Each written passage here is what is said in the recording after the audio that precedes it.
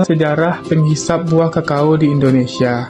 Penghisap buah kakao di Indonesia merujuk pada hama kepik dari genus Helopeltis, yang sering disebut kepik penghisap buah kakao atau Helopeltis spp. Secara sejarah, perkembangan hama ini berkaitan erat dengan meluasnya budidaya kakao di Indonesia sejak masa kolonial Belanda hingga booming kakao pada tahun 1980 sampai 1990-an, terutama di Sulawesi, Sumatera, dan di Papua. Ketika areal kakao meluas, populasi hama juga meningkat karena tersedianya sumber makanan yang besar dan terus-menerus.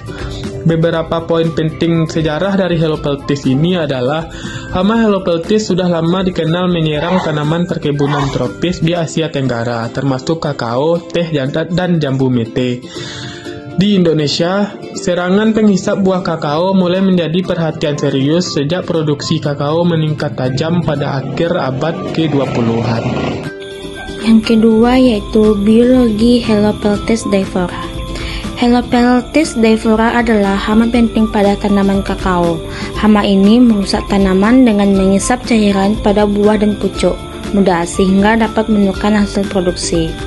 Siklus hidup hama ini mulai dari fase telur, nimfa, hingga dewasa. Bentuk dari telur Helopeltis diflora itu berbentuk lonjong dan sedikit melengkung, warna putih bening hingga kekuningan. Telur biasanya diletakkan di jaringan muda tanaman seperti buah, pucuk, atau tangkai daun. Pada bagian telur terlihat dua benang kecil yang disebut dengan respiratory horns yang muncul di permukaan tanaman. Ukuran dari telur ini yaitu panjang sekitar 1-1,5 mm dan lebar sekitar 0,2 sampai 0,3 mm. Lama fase telur ini yaitu menetas dalam waktu sekitar 6-9 hari, tergantung suhu dan kelembapan. Yang kedua ada fase nimfa. Nimfa mirip serangga dewasa tetapi belum memiliki sayap sempurna. Warna nimfa muda biasanya kuning kecoklatan hingga merah muda. Mengalami 5 instar atau pergantian kulit sebelum menjadi dewasa. Instar awal sekitar 1-2 mm dan instar akhir sekitar 4-6 mm. Lama fase ini yaitu berkembang selama sekitar 10-15 hari. Selanjutnya ada fase imago atau dewasa. Tubuh ramping dengan kaki panjang dengan warna tubuh coklat kemerahan hingga hitam. Memiliki alat mulut penusuk mengisap untuk mengisap cairan buah dan pucuk tanaman. Ukuran dewasanya yaitu panjang tubuh sekitar 6-8 mm. Betina biasanya lebih besar dibandingkan jantan. Nah, umur dewasa ini dapat hidup sekitar 2-4 minggu. Helopeltis diflora merupakan serangga hama yang hidup dan berkembang pada ekosistem perkebunan tropis, terutama pada tanaman kakao, teh, jambu mete, dan beberapa tanaman lain. Kehidupan hama ini sangat dipengaruhi oleh kondisi lingkungan, seperti suhu, kelembaban, curah hujan, cahaya, dan ketersediaan tanaman inang.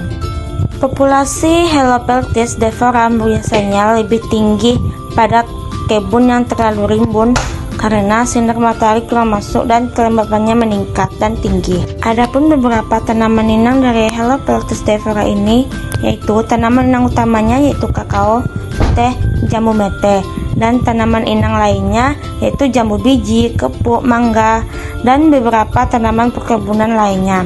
Hama ini lebih menyukai bagian tanaman yang masih muda seperti di pucuk, buah muda, tangkai daun, dan tunas muda. Cara hidup dan aktivitas Helopeltis diflora yaitu memiliki tipe mulut penusuk pengisap. Serangga ini menusukkan stiletnya ke jaringan tanaman untuk mengisap cairan sel.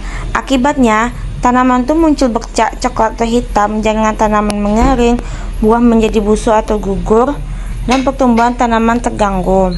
Hama ini aktif pada pagi hari, sore hari, dan kondisi cuaca lembab. Pada siang yang terlalu panas, aktivitasnya cenderung menurun. Adapun beberapa musuh alami dari Helopeltis diflora antara lain yaitu laba-laba, semut predator, kumbang predator, dan jamur entomopatogen seperti Beauveria bassiana. Musuh alami membantu menekan populasi hama secara alami di lapangan. Dalam ekosistem perkebunan, Helopeltis diflora berperan sebagai herbivora atau konsumen primer. karena memanfaatkan jaringan tanaman sebagai sumber makanan. Namun, apabila populasinya tinggi, hama ini dapat menyebabkan kerugian ekonomi yang besar pada hasil perkebunan. Selanjutnya mengenai bagaimana cara hama Helopeltis steiphora dalam menyerang tanaman kakao.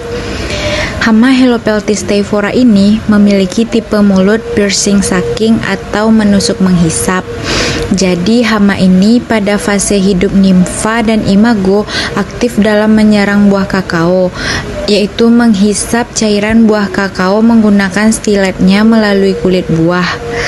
Kemudian, dia menimbulkan gejala bintik-bintik hitam yang dapat dilihat dengan mata langsung pada permukaan buah kakao. Jika hama Helopeltis steiphora ini menyerang pada fase pembentukan buah muda, maka akan timbul gejala yang namanya layu pentil, atau buah yang terserang itu akan mengering dan rontok dengan sendirinya. Jika dalam satu lahan pertanian kakao terdapat setengah bagian lahan yang terserang oleh hama Helopeltis steiphora ini, maka sudah dapat dipastikan bahwa pertanian kakao tersebut mengalami kerugian. Kenapa? Karena hama Helopeltis steiphora ini menyerang bagian tanaman kakao yang memiliki nilai ekonomis paling tinggi, yaitu pada bagian buah, serta petani juga mengeluarkan modal lebih dalam perawatan tanaman kakao akibat serangan hama ini, seperti pengeluaran modal untuk membeli pembungkus buah serta aplikasi pestisida dan lain sebagainya.